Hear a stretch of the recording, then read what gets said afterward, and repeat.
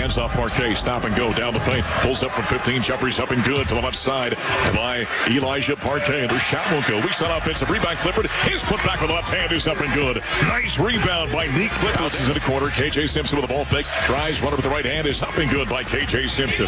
He's got his first bucket. He's got 4 points. There's some highlights of Colorado's loss at number 6 Arizona last week down in Tucson. Hi, everybody. Voice of the Buffs, Mark Johnson. Welcome to the Buffalo Stampede. As you can tell, we're not in the studio, not in the arena today. We're out in front of Carelli's, where Monday nights we do Buffs Primetime. And we thought we'd recap the ball games on the radio show. We start with head coach Tad Boyle. Well, it's good to be back for week number 2 of Buffs Primetime. And listen to that. Listen to the roar of the crowd here at Carelli's tonight.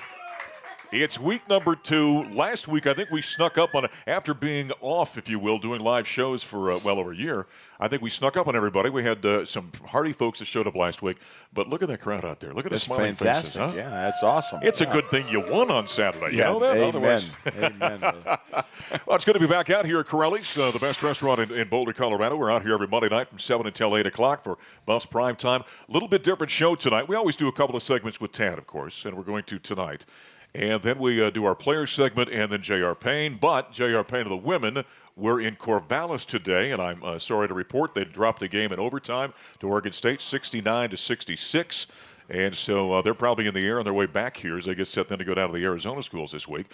So we're going to have 2 segments with our player guest, point guard KJ Simpson is coming in. All right? And I know you guys have loved what he's done on the court. Troy Andre and I were talking over the weekend trying to figure out what we're going to do, and I said, all right, who do we think's the best talker on the team?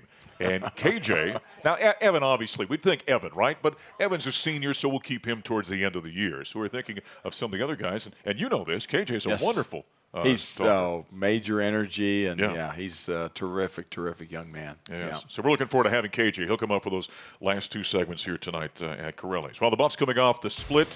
They went down, and how did you put it after the game in Arizona?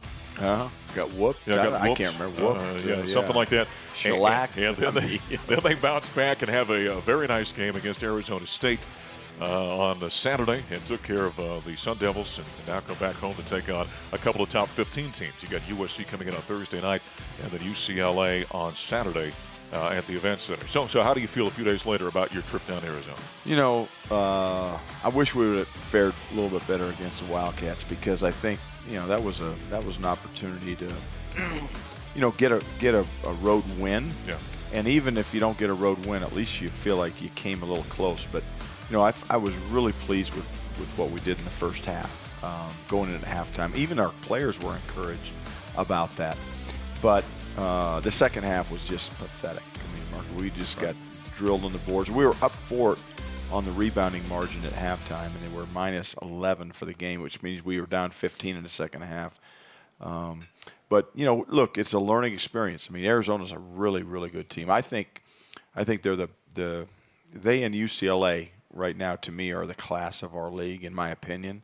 UCLA for different reasons. UCLA is tough, grinded out, half court, and Arizona's just like run and get out and transition and play the game offensively the way it should be played. So, we can learn from UCLA on the defensive end and the grinded out way, and then we can also learn from Arizona, and I think our guys did that. Tommy Lloyd comes after being a longtime assistant at Gonzaga. Do they remind you stylistically? Absolutely. Yeah. No, I mean, Tommy is a really good coach. It's funny. The athletic director at Arizona is Dave. His name is Dave Hickey, and Dave was an assistant athletic director at Oregon when I was an assistant coach at Oregon, and so we got to know each other well, and we've stayed in touch through the years. Our wives are good friends, and when he made the hire to hire Tommy Lloyd, I text Dave, and I'm like, unfortunately, you made a really good hire. Right.